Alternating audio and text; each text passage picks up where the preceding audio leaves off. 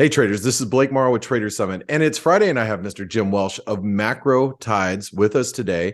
Jim, how are you? It's I know it's only been a week, but we're coming up into a big week of the markets. We've got three big central banks. We got a lot of earnings that are coming out of the equity markets.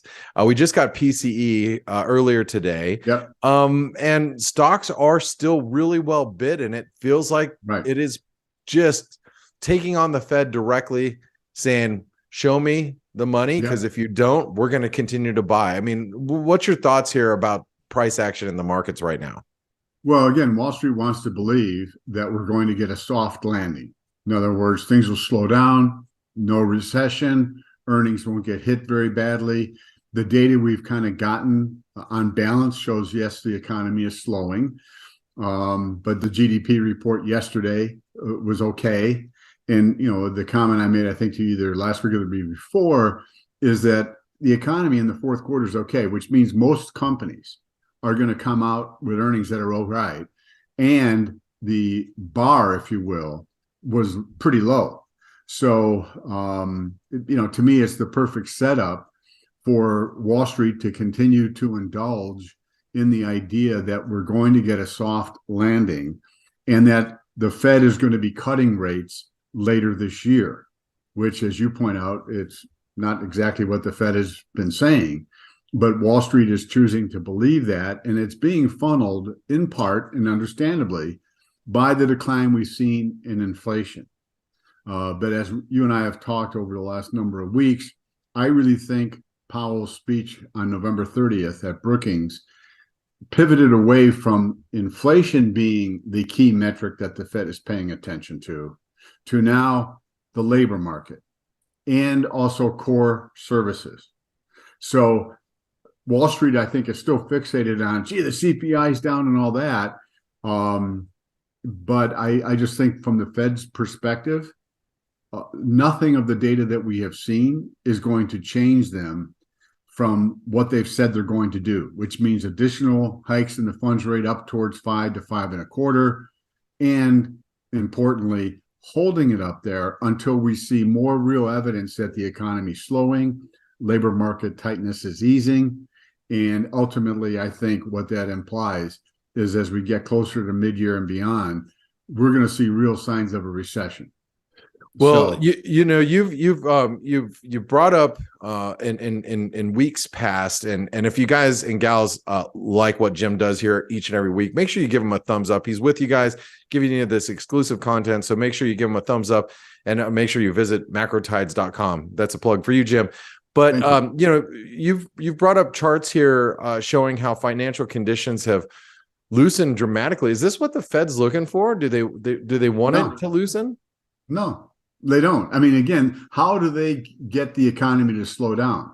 Well, it's through financial conditions. Obviously, the level of interest rates makes a difference because people are paying more on their credit card balances. Small businesses are paying more on the loans because it's prime rate plus a spread. So all that stuff is happening and working in the background, but the other dynamics of financial conditions are stock prices, treasury yields, the dollar, spreads between treasuries and corporates, and they've all come in significantly. So financial conditions have eased.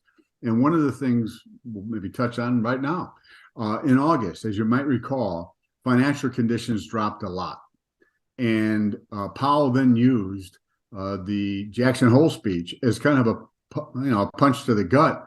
It was 8 minutes. It was blunt, to the point, telling everybody, hey, we're going to keep going and there's more to be done and we're serious about, and there's going to be some pain. And I think there's a 99% probability that the Fed will go a quarter point next week. And the odds are obviously favor it strongly.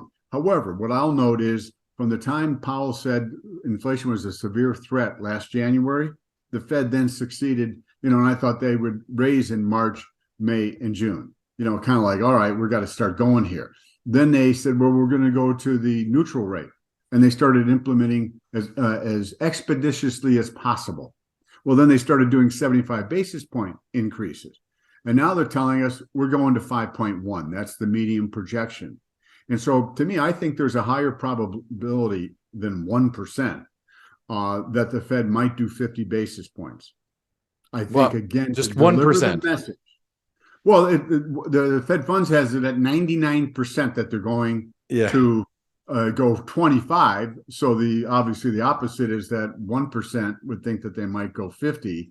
And all I'm saying is, if you look at the pattern of behavior over the last year, that the Fed has, moved aggressively to get to the targets that they were setting.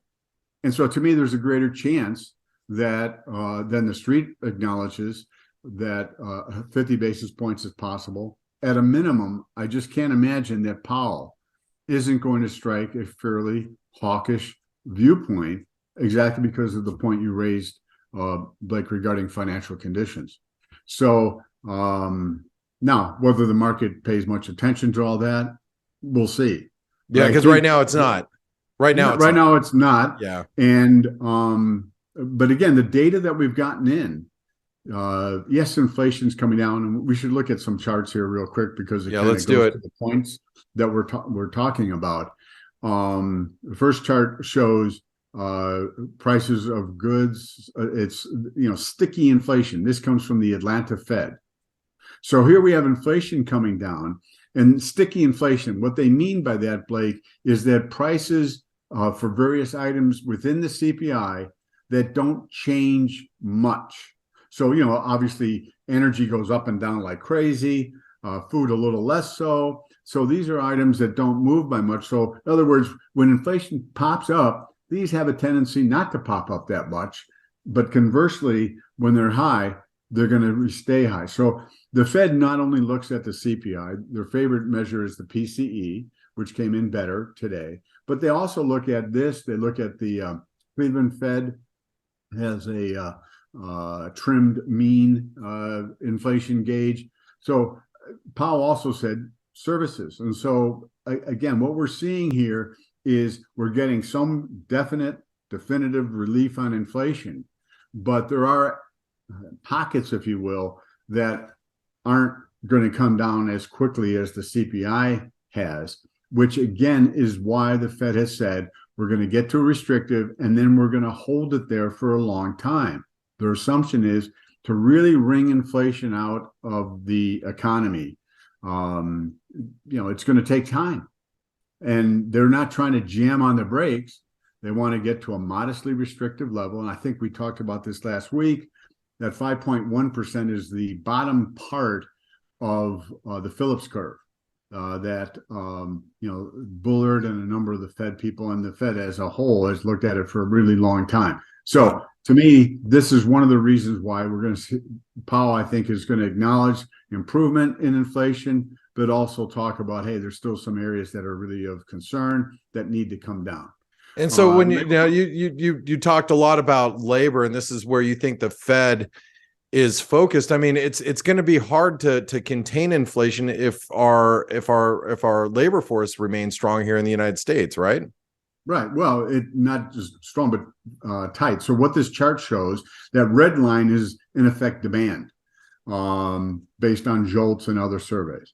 The little black line is actual supply. So you can see there was a gap back in 2018 and 19, and wage pressures started to move up. Then, of course, the pandemic kind of truncated that. But look at the gap. There's never been a gap like this.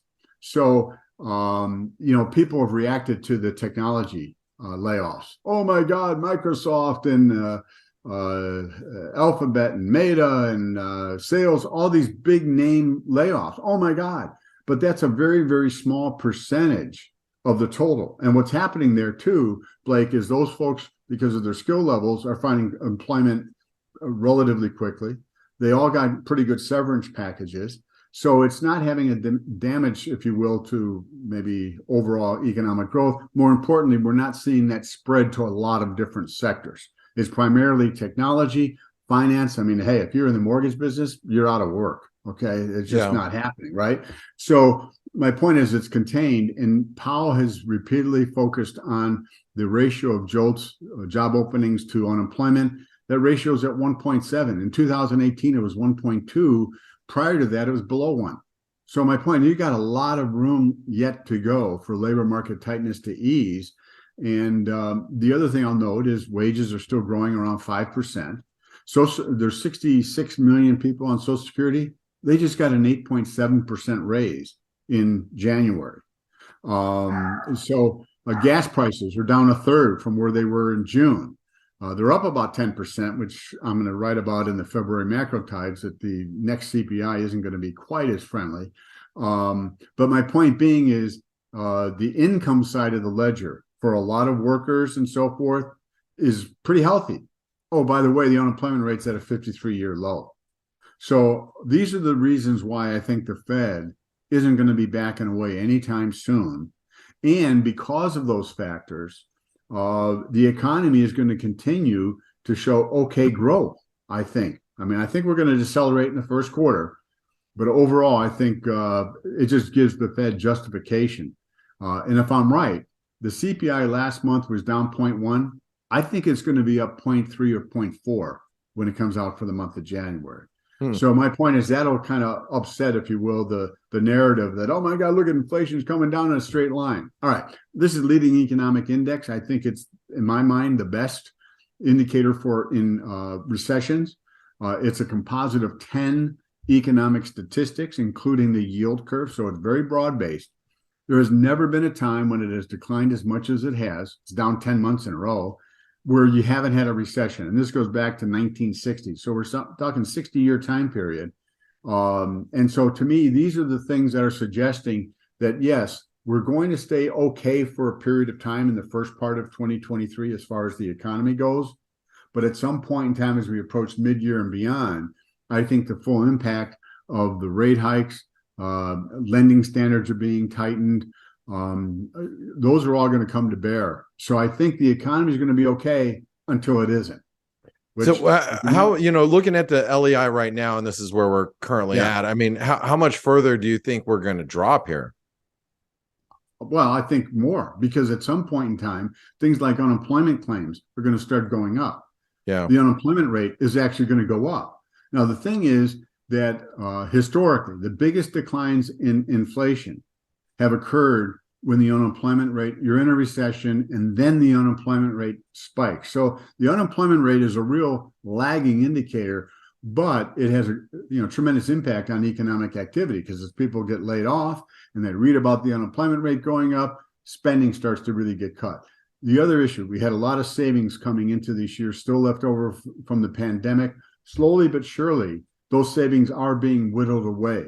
So again, as I think as we get to mid-year and beyond, that's when the risk of a recession kicking in will rise significantly. So, okay, I think in coming months, the economy still is holding together, but I think a lot of things are going to come to bear as we get to mid-year. Well, speaking of coming to bear, we're going to talk about dollar shorts and being a bear. The dollar short positions here, as you point out, they're quite substantial. Big. Yeah. I mean, again, if you look back to 2021, there was a low in January, a bounce, and then another low in May, June of 21. That's when I got constructive. It was the trading at around 90, 89 to 90. And I went back just because I wanted to see in the July macro tides of 2021. I said, okay, things are set up for the dollar to rally up to 103, which was the high in 2017. So the short position isn't as significant as it was then. But as we can see, going back to the last 5 years, it's the second biggest. And so what this implies, I think, and why it has built up is, A, the dollar's been going down, and people incorporating this idea that the Fed isn't going to do a whole lot more, and then they're going to be cutting rates by mid-year. It's like feeding on itself, if you will. Yes, which is the way momentum, momentum, that's what it does. Right. And so to me, what this says is confirmation bias, Jim. Of course, and all of us are victims of that to some extent. It's almost impossible as human beings to avoid that. What this suggests to me, though, Blake, is we're nearing a low, that the reservoir of potential buying is building because of the short positions. All you need is a reversal in the trend, and obviously some additional upside momentum, and then all of a sudden the people that are short will then be forced to cover. I think, again, the Fed is going to continue to push hard. At some point in time, I think that's going to make a difference in terms of psychology. There's also some technical reasons, which is the next chart. And I've been talking, excuse me, this for a number of weeks. And you can see over the last 3-4 weeks, the dollar hasn't reversed up, but it's, the decline is becoming more and more grinding, as you can see for the last probably 3 or 4 weeks. So price pattern, you got a 1, 2, 3, 4, 5 down. So to me, we're getting ready for a rally, at least back up towards 106. I think potentially it could get up to 107.5.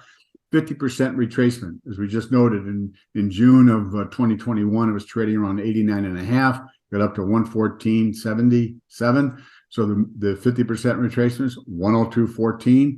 So when I put all this stuff together, to me, it just says, wait a second, there is a rebound coming in the dollar. And as I just said, somewhere between 105 and 107.5. We'll just see how it plays out. But to me, the idea of being short here of the dollar and long some other currencies, I just think there's more risk than reward on the table. Well, one of the things that might support the dollar moving forward is this move that you're seeing in yields. So, what do you make of this move here, Jim? We talked about this last week, and one of the things that is interesting is called intermarket divergences.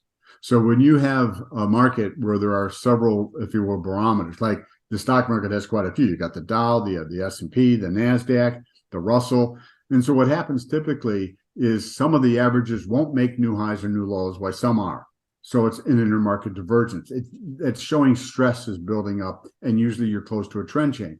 So last week I showed how the 10-year posted a lower low, 337 versus the 340 on December 7th, but the 30-year comfortably above. So that has happened numerous times over the last number of years when yields were high and I thought we were going to come down, where the 10-year would make a higher high and the 30 wouldn't, or vice versa. Well, the same works here. So to me, the message here is that I think we're going to see yields tick up.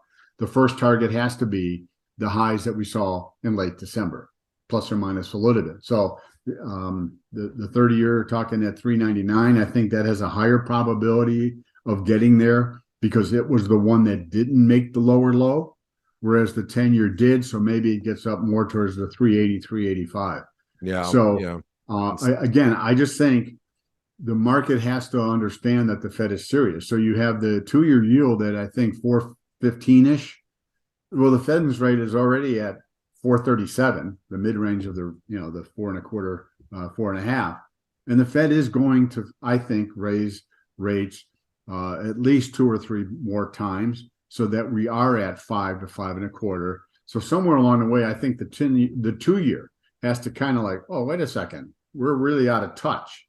And we're going to see the 2-year tick up. And I think that contributes to, the Treasury yields moving up as well. Well, what does that mean for the S&P? Because you've been leading us to believe that we might see some selling, but this week's been kind of grinding higher, Jim. Yeah, it has. I did think we would see a little bit of a deeper pullback. What happened was we had that big gap down on Microsoft snooze.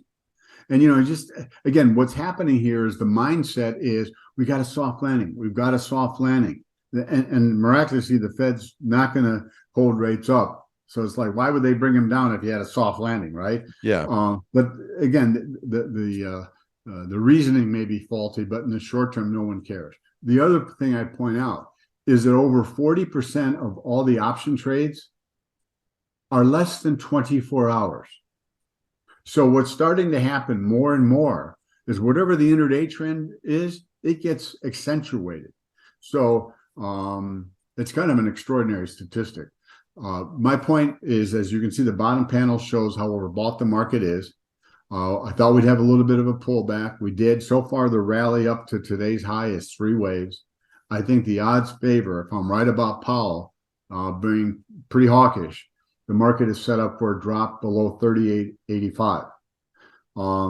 I think, though, we're going to have another push higher. In other words, the strength we've seen is such that get a pullback and then the narrative of we're still going to get our soft landing, I think, is going to play out.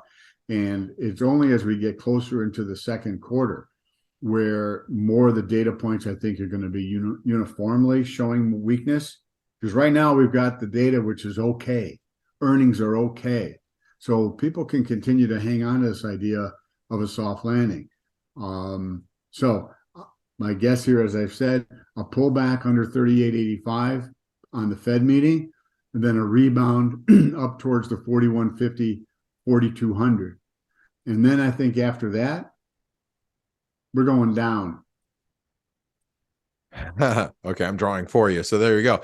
All right. Well, let's nicely done. Yeah, thank you. Let's go ahead and take a look at your last chart, Jim. Let's take a look at gold. What do you suggest here with gold? Because gold has been strong. Very strong. Intermarket divergence again. The dollar has been grinding lower, and the gold has really been popping as a result. But if you look at the charts of silver and gold, you can see an intermarket divergence. They're not both going up the way they quote unquote should. So again, this to me is just one more piece of evidence. Gold is overbought. Sentiment has shifted very positively in the near term. And I just think the divergence between how silver is behaving and gold is going to be resolved to the downside, especially if I'm right about the dollar having a bounce.